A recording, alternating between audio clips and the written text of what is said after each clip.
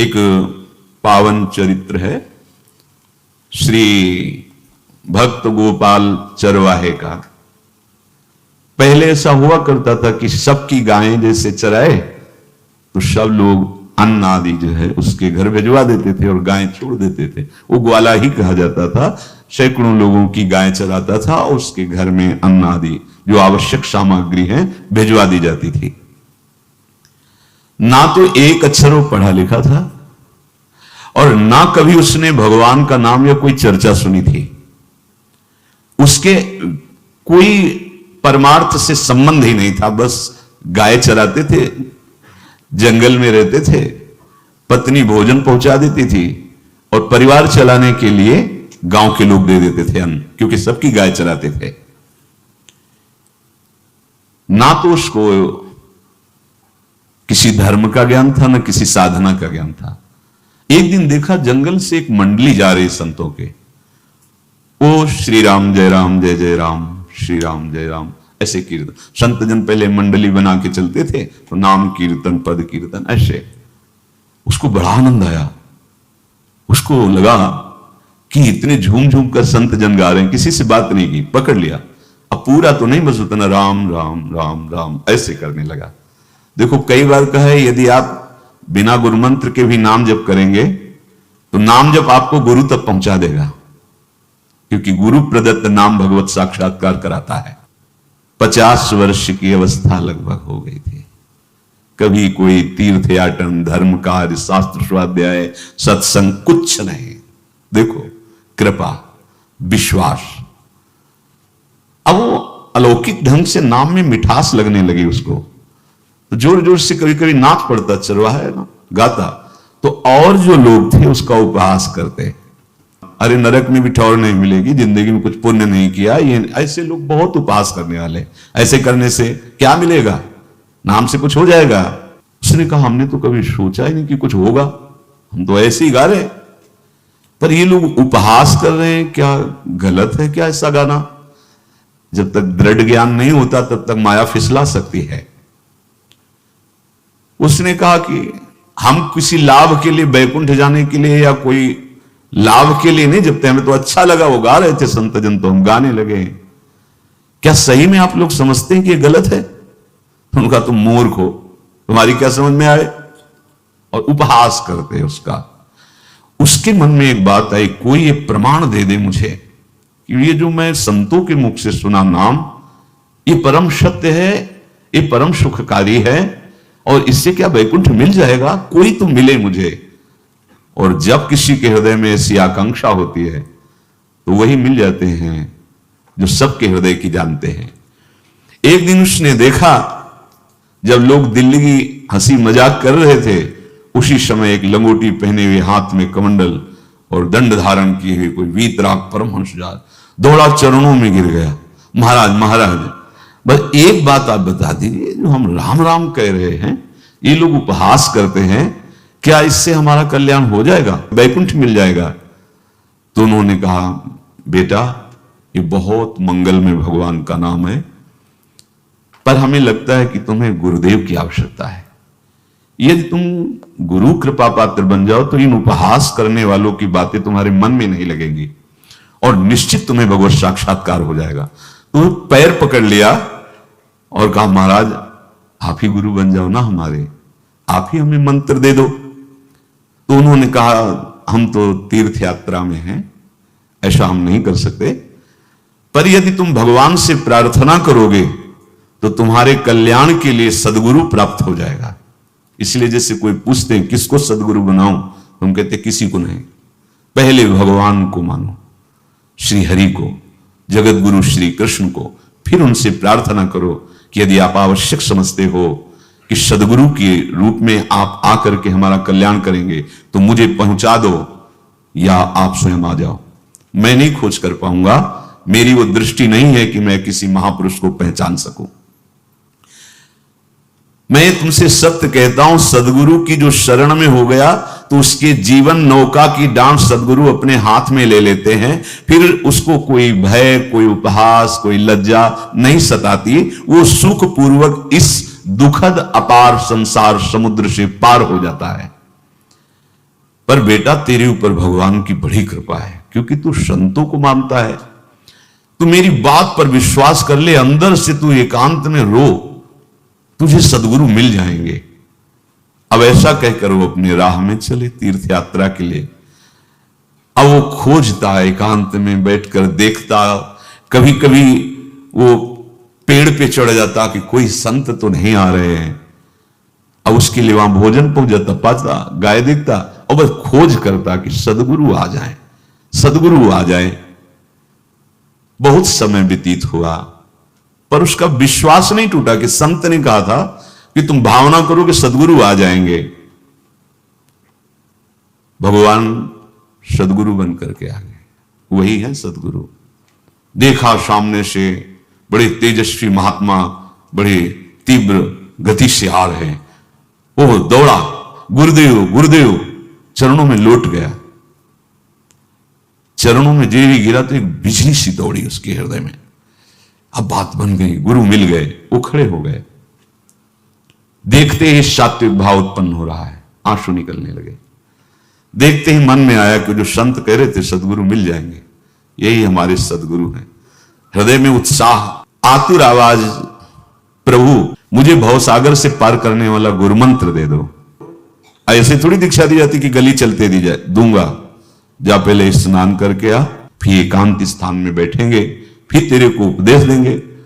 बोला महाराज मैं जंगली आदमी हूं, गाय चराता हूं, हमारा घर बार से कोई आना जाना नहीं, यही भोजन आ जाता है। संत ने कहा अच्छा स्नान करो। स्नान करके आए, एक पेड़ के नीचे, भाई मैं तुझे कुछ नियम दूंगा, कुछ शर्त। तो महाराज गंवार आदमी है, ना हम आपका कोई नियम पालन कर पाएंगे, ना कोई व्रत पालन कर पाएंगे, ना कोई साधना कर पाएंगे। आप देख लो हमारी हालत, 50 साल का हूं, पढ़ा लिखा बिल्कुल नहीं, कोई धर्म कर्म नहीं जानता, गाय चराता हूं। मुझसे बहुत बातें नहीं सदेंगी, अगर एक कोई बात बता दो तो प्रण करता हूं जिंदगी में प्राण त्याग सकता हूं, पर एक बात कोई, एक नियम कोई दे दो। हमें बहुत नियम तो नहीं समझ में आएंगे, एक कोई बात बता दो कि ऐसा कर लेना और मंत्र जपना, तो हम प्राण त्याग सकते, पर आपकी आज्ञा उल्लंघन, पर बहुत हम बातें नहीं मान पाएंगे क्योंकि हमारे इतना ज्ञान नहीं है। गोपाल के वचन सुन करके बहुत प्रसन्न हुए संत भगवान। एक नियम तुझे देता हूं, हमारे आराध्य देव श्री कृष्ण हैं, गोविंद हैं। आज से तुम्हारे आराध्य देव गोविंद हुए, हां श्री कृष्ण हुए। बिना उनको पवाए तुम्हें पाना नहीं है, बस यही तुम्हारे लिए नियम है। तुम्हारे पास जो आवे, सूखी रोटी, दूध, छाछ, जो भी, बिना उनको पवाए पाना नहीं है। सीधा सरल आदमी। गुरुदेव प्राण चाहे चले जाएं, बिना उनको पवाए आज के बाद कभी जिह्वा पे कुछ नहीं जाएगा। ऐसा गुरुजन आदेश करते हैं वैष्णव मार्ग के पथिकों को कि जल भी बिना अर्पित किए मत पियो। अगर आप बिना अर्पित किए पीते हैं तो आपकी बुद्धि में इष्ट देव के प्रति ममत्व तो नहीं आ पाएगा, नहीं आ पाएगा। अब तो गोपाल नाच पड़ा कि गुरु मिल गए, गुरुमंत्र मिल गए और इष्ट का पहचान मिल गई। उसी समय घर से भोजन आया, वही कभी चटनी रोटी, ऐसे ही बैठा एकांत वृक्ष के नीचे, आओ गोविंद भोग पाओ। अब गोपाल विचार में लगा कि आ तो रहे हैं ही नहीं, और गुरुजी ने कहा बिना पवाए पाना नहीं। पूरा दिन व्यतीत हो गया। गुरुजी कहते घट घट में विराजमान भगवान है तो कहीं से भी प्रकट हो सकते हैं। तो अंदर मंत्र जपता हो, कहता आओ भगवान पाओ आके, नहीं आए। महाराज हमारे गुरुदेव ने आपका ध्यान जो बताया था वैसे ही आओ, आप पाओ आकर के। रात्रि हो गई, देखा प्रभु नहीं आए तो भोजन उठाया, गाय को पवा दिया, तो बहुत सी गायें थी, भूखा रह गया। दूसरे दिन फिर भोजन आया, एक पत्ता टोरा, जल से छिड़का पत्ते में और भोजन रखा। भगवान को फिर पुकारा, आओ प्रभु। गुरुदेव ने आज्ञा की बिना आपको पवाए हम अपनी जबान में नहीं रख सकते। शाम हो गई, रात्रि हो गई, फिर गौ को दे दिया, नहीं पाया। अब एक तो 50 वर्ष की अवस्था और गौओं के पीछे दौड़ना और भोजन पाना नहीं, शरीर में सामर्थ्य धीरे धीरे कम होने लगी। तीसरा दिन, चौथा दिन, पांचवा दिन, छठा दिन, सातवां दिन, दीनानाथ प्राण चाहे निकल जाए, हम गुरु की आज्ञा नहीं तोड़ सकते। अगर आप नहीं आएंगे तो भूखों मर जाऊंगा। पर हम ये बात देखो, ये बात चरवाहा है, कोई साधना पूर्व की नहीं। गौ सेवा के प्रताप से उससे संतों में प्रीति हो गई, नाम की कृपा से, गुरु की कृपा से नामी की प्राप्ति की चाह। ऐसे कई दिन व्यतीत होते, अस्थि मात्र हो रहे शरीरा। पूछते कि क्या बात है, भोजन तो हम रोज लाते हैं, आप रोज लेते हैं, क्या पाते नहीं? आपका विषय नहीं। शिक्षा मिलती है यहां, अपने गुरु उपदिष्ट साधन को किसी से बताना नहीं चाहिए।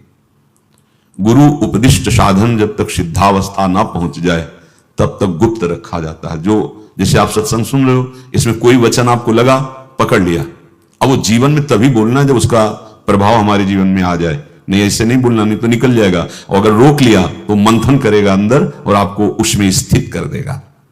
एक भी शब्द नहीं बताया कि हमारी गुरु दीक्षा हो गई, गुरुजी ने कहा था पवा के पाना, और इतने दिन हो गए भगवान तो आ नहीं रहे, इसीलिए हम पा नहीं रहे, तो हमारी ये दशा है। देखो आज का समय ऐसा है कि प्रगट में सब इंद्रियों के पोषण की व्यवस्थाएं भगवान दी, चाहे गृहस्थ हो चाहे विरक्त हो, लेकिन क्या हमारे अंदर निष्ठा है ऐसी?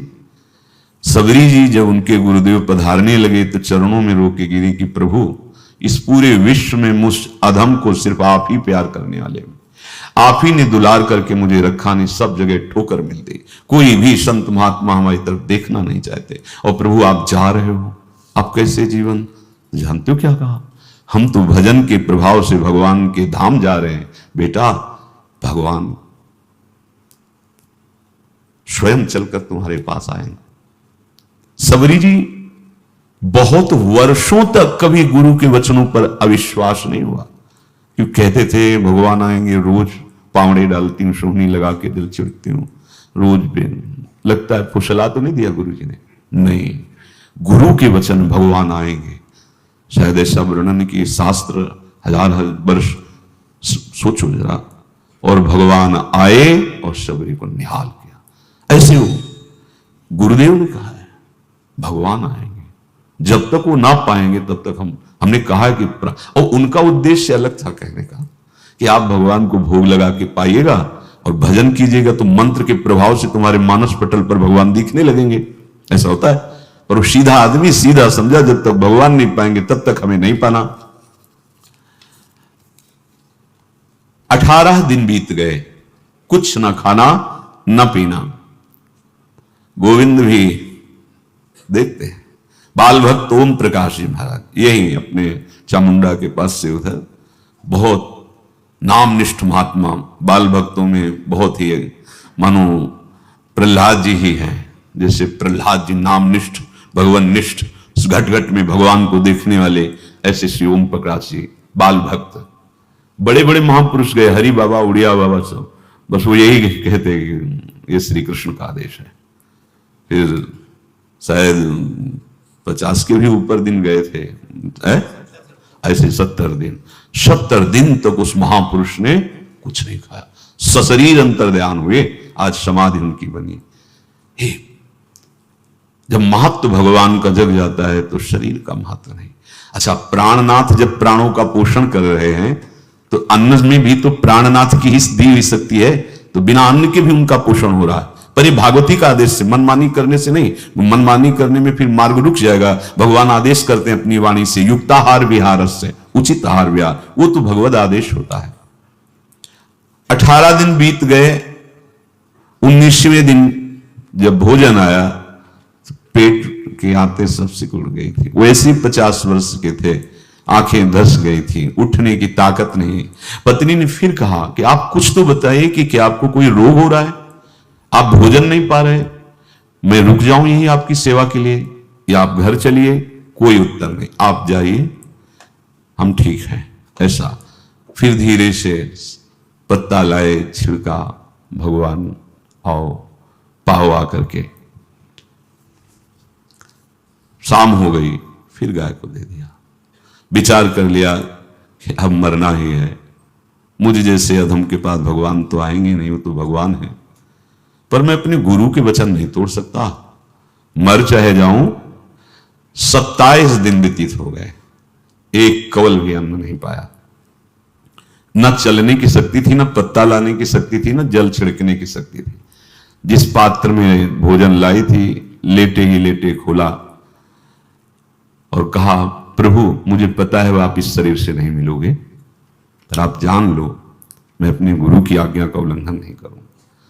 ये मतलब जितने महान हुए हैं सब निष्ठाओं में निष्ठावान हुए हैं, अपने लोग फिसड्डी हैं। जरा सा कोई दुख, जरा सा कोई सुख, फिसल जाते हैं। प्राण अनंत जन्मों की बिगड़ी 27 दिन क्या होते हैं? क्या होते हैं 27 दिन? अनंत जन्मों का जमा कूड़ा करकट भगवान साफ कर रहे हैं। यस, जो तन्मयता, गुरु निष्ठा, जो प्राण भूख से व्याकुल, सब भस्म हो रहे हैं पाप अनंत जन्मों के। अनंत जन्मों, जैसे हम सोचे कि भगवान इतने निर्दयी कैसे? नहीं निर्दयी, आत्मा को कुछ फर्क नहीं पड़ता। और शरीर ने जो किए हैं जन्म जन्मांतरों के, वो निष्ठा के कारण दुख नहीं पहुंचेगा। निष्ठावान को दुख नहीं पहुंचता, वो आपको दिखाई देगा दूर से, उसको दुख नहीं पहुंचता, क्योंकि निष्ठा का कवच है, वो कभी कोई भेद नहीं सकता। किसी भी माया के यंत्र में ताकत नहीं कि निष्ठा को भेद सके, उसी को निष्ठा कहते हैं, नहीं भेद पाए। 27वां दिन है। पति की दशा देख करके कहा, स्वामी अब तो आप कहोगे भी तो मैं नहीं जाऊंगी। हम आपकी दशा, इशारे से कहा आज भर चली जा, क्योंकि उसको लग रहा था आज प्राण निकल जाएंगे। आज भर चली जा, फिर कल से जैसी तेरी आज चली जा। इशारे से बोलने की भी सामर्थ्य नहीं थी। गोपाल के आंसुओं की धारा चल रही, पड़े पड़े धीरे से खोला जो भोग है, और अंतस्थल, आज बोल भी नहीं पा रहे, अंतस्थल से कह रहे, प्रभु अब चाहे आके पालो या लिवा जाके पवा देना, देख लो आप, आखिरी है, आके पालो या लिवा जाना और अपने यहां पवाना, क्योंकि हमारे यहां तो पाए नहीं आप। बड़े प्रेम से अंदर से आवाज आई, गोपाल। आंख खोली, क्योंकि बोलने की हिम्मत नहीं, ये अंदर से प्रार्थना की थी। गोपाल वो अमृतमय, गुरुदेव ने कहा था कि उनकी वाणी से अमृत बरसता। एकदम आंख खुला, देखा वही पीतांबर, वैसे ही मोर मुकुट, वही मुरली, वही करधनी, वैसे नूपुर, वैसे ललित त्रिभंगी। गुरुदेव ने जैसा वर्णन किया था वैसा ही सुंदर रूप गोपाल के सामने। प्रभु मुखमंडल की मनोहरता देखकर निहाल हो गए। ए निहाल कर देंगे, थोड़ी पीड़ा सहना सीखो। सहत सहत बाढ़े भगति, ग्रह तन गुरु हितगार, ग्रह तन गुरु हितगार हार अपनी करिमान। सेवक जी कह रहे हैं, देखो, ग्रह तन गुरु हितगार हार अपनी कर, तन मन प्राण गुरु वचनों पर न्यौछावर, जो भी सहना पड़े सहूंगा। मिल गए प्रभु। प्रभु दूर नहीं है, प्रिया प्रीतम बहुत कृपालु हैं। मानो करोड़ करोड़ काम की सौंदर्यता को हे करते हुए प्रभु के लावण्य का प्रकाश हो रहा है। मनहारिणी मुरली, जैसे कहा था अधरों में रख, वैसे अधरों में विराजमान। अच्छा, खास बात यह, ना कोई गाय देख पा रहे, नहीं कोई और चरवाहा देख पा रहा है। ये भगवान, जैसे इस सभा में किसी से बात करें, भगवान किसी से मिले तो पास बैठा व्यक्ति भी नहीं देख पाएगा, ना जान पाएगा, क्योंकि प्राकृतिक इंद्रियां, प्राकृतिक शरीर, और वो चिदानंद में, वो तो जिसको दर्शन देंगे तो पहले दृष्टि प्रदान करते हैं। भगवान जिससे मिलते हैं पहले दृष्टि प्रदान करते हैं, तो गुरु रूप से दृष्टि प्रदान। ये जो अंतर में पुकारा ना, वो अंतर दृष्टि खुल गई, सामने देखा। इतना सुंदर विश्व मोहिनी भगवान श्री हरि का ललित त्रिभंगी रूप कि गोपाल की आंखें नहीं टिकी। इतना सुंदर रूप, आंखें भगवान के तेज के आगे बंद हो गई। जब भी बंद हुई तो देखा मानस पटल पर वैसे ही ललित त्रिभंगी। फिर खोला, देखा सामने भगवान मुस्कुराए, सामर्थ्य प्रदान की। देखो अर्जुन के साथी तो खेलते हैं भगवान सखा भाव से, रथाक रहे हैं, लेकिन भगवान का विराट स्वरूप देखने की सामर्थ्य अर्जुन में थी क्या? दिव्य दृष्टि प्रदान की। फिर भी कांप रहे थे अर्जुन जी भगवान की दिव्य दृष्टि संपन्न नेत्रों से उस विराट महिमा को देखकर कांप रहे थे अर्जुन। ये तो माधुर्य रूप प्रभु का है। उसने मानो इशारा किया प्रभु को कि हमारी सामर्थ्य में शकील कर आ जाऊं, नजदीक आप आ जाओ। आ गए, अपना माथा प्रभु के चरणों में रखा, आंसुओं से भगवान के चरणों का प्रक्षालन कर रहा है। देखो, गांव का गाय चराने वाला ग्वारा, जिसको कोई धर्म कर्म का ज्ञान नहीं, कोई भक्ति का ज्ञान नहीं, कोई शास्त्र का ज्ञान नहीं, भगवान ने फिर उसको उठाया और अपने हृदय, ज्यों हृदय से लगाया, हष्ट पुष्ट स्वस्थ सब, अंतर बाहर पूर्ण, कोई पीड़ा नहीं, कोई दुख नहीं, बिल्कुल तेजस्वी स्वरूप। भगवान की स्पर्श की महान सामर्थ्य है।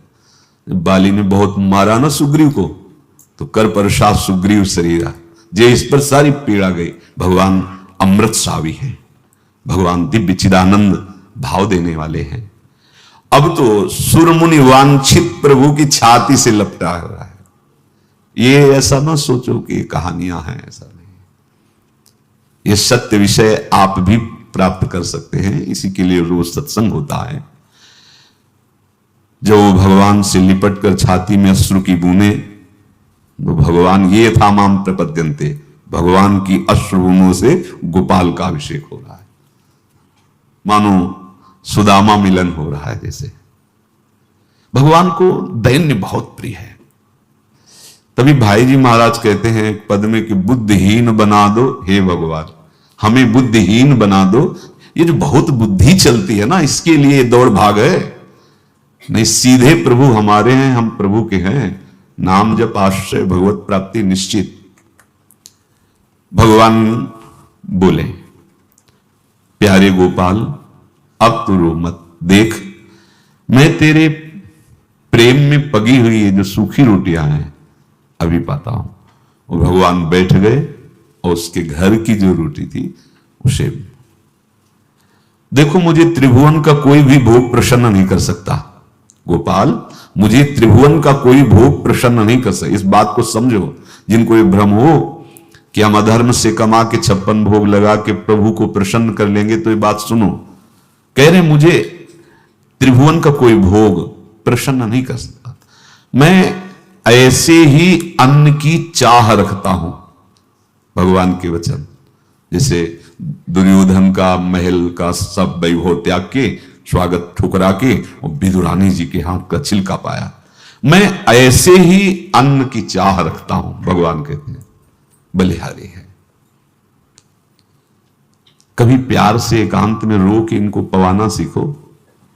भले आप इतनी कटोरी में सब्जी 2 रोटी, और अगर दैन्य भाव से कि नाथ कहां आप और कहां, कैसे आपको पवाएगा। जो छवि है ना, उसे पंखा करते जाओ, ऐसे बीच बीच में जल पिला, देखो ना, ये था माम प्रपद्यन्ते तास्तते वजम। आप जैसा मानोगे वैसा ही वो व्यवहार करेंगे, पक्का समझ लो। गोपाल जो सच्चे हृदय से मुझे पुकारता है, मैं अवश्य उसको मिलता हूं। जो प्रेम पूर्वक मुझे पवाता है, मैं अवश्य उसका पाता हूं। पत्रम पुष्पम फलम तोयम ये में भक्त्या, भक्ति पूर्वक जो पवाया। भक्ति पूर्वक का मतलब दैन्य। अभक्त में अहंकार होता है, देखो ये किया मैंने, वो भगवान स्वीकार नहीं करते। वो आपका शुभ कर्म बन सकता है, अब वो भी धर्म से कमाई की है तो, पर भगवान की प्रसन्नता का हेतु होगा दैन्य। जहां भी देखो, हमारे स्वामी को जहां भी देखो दैन्य में बिके हुए पाए गए, दैन्य में। और ये दैन्य किसी बाजार में नहीं मिलती, ये दैन्यता बनावटी नहीं होती, ये वस्तुतः हृदय की होती, भगवत प्रदत्त ही होती है। पर जो संत सदगुरुदेव की आज्ञा का अक्षरशः पालन करे, तो इस दैन्य का निश्चित प्रादुर्भाव हो जाएगा, अहंकार गलित हो जाएगा। वत्स, मैं किसी भी वस्तु का कभी भूखा नहीं हूं।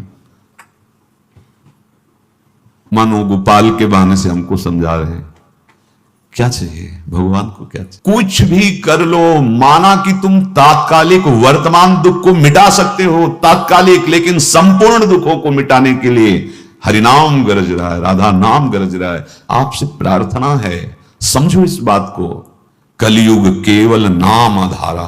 देखो, सुन के राम राम शुरू किया, मिल गए सिद्ध सदगुरुदेव, दे दिया मंत्र, बता दी निष्ठा, और मिल गए भगवान। और भगवान कह रहे हैं अब तेरे जीवन में कभी दुख का लेस नहीं रहेगा।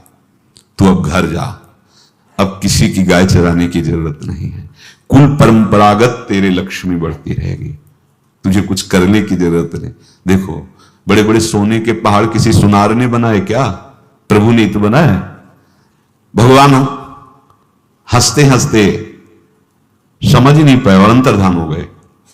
अभी गोपाल कुछ अपने मन भर के देख नहीं पाया था, कह नहीं पाया था, भगवान अंतर्धान हो गए। अब तो चिल्ला चिल्ला के रोने लगा और विवश होकर आंख मूंदी तो देखा उसके मानस पटल पर छाए। अब तो राजी हो गया कि ये मेरे प्रभु ऐसी जगह विराजमान हो गए, कोई देख नहीं पाएगा, हम रोज बात करेंगे, रोज दर्शन करेंगे। नारायण या गौर श्याम को हृदय निकुंज बसइए। तो इसलिए धैर्य धारण करके कितना भी कष्ट हो, अब पीछे मत हटो, फिसलो मत। माया अपने पार्षदों को भेजेगी। प्रभु का चिंतन छूटे वो कुछ भी स्वीकार नहीं। प्रभु का चिंतन होते हुए जो हो रहा है उनका सृष्टि का कार्य है, जो जो जिसको सेवा दी हो रहा है। हमारा प्रभु का आश्रय अगर बदला किसी व्यक्ति का आश्रय या किसी अन्य का आश्रय, बहुत घाटा हो जाएगा। अपने इस मन को देखते रहिए कि प्रभु को प्रथम नंबर में रखता है या द्वितीय नंबर में। हमें तो लगता है हो सकता है चौथे पांचवें नंबर पे रखता हो।